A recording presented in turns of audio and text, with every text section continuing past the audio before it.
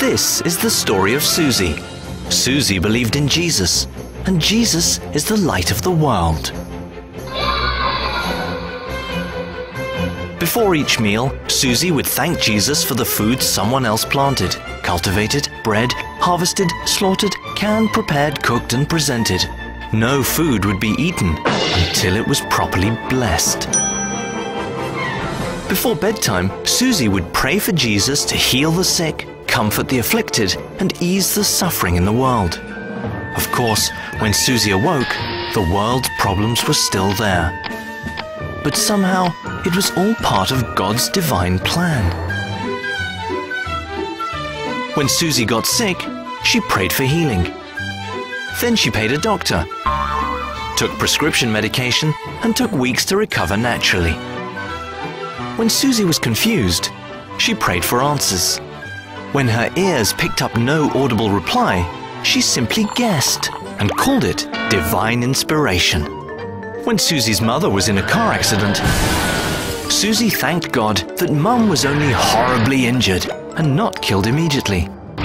Suzie then prayed to Jesus for healing, and then she paid thousands of dollars to trained medical personnel.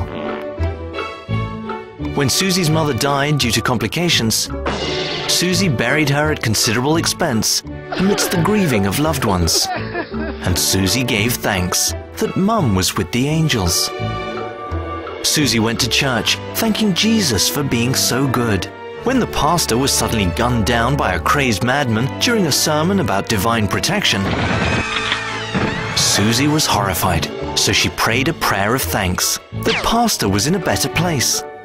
She also prayed for the widow and children, that they would see that it's all part of God's special plan for their lives.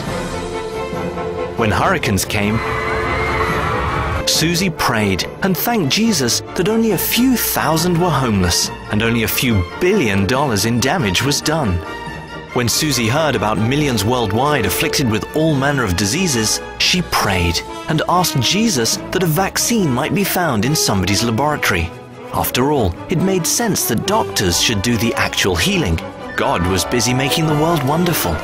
When millions died from starvation and genocide, Suzie wore a special button that showed how much she cared. Suzie prayed fervently that Jesus would feed the hungry, comfort the sick, and uplift the downtrodden. Then she went home and watched American Idol.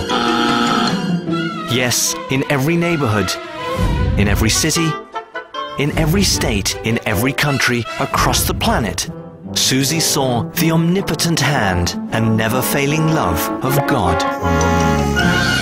And once again, just before bedtime, Suzie closed her eyes and said her prayers, because she believed in Jesus, and Jesus is the light of the world.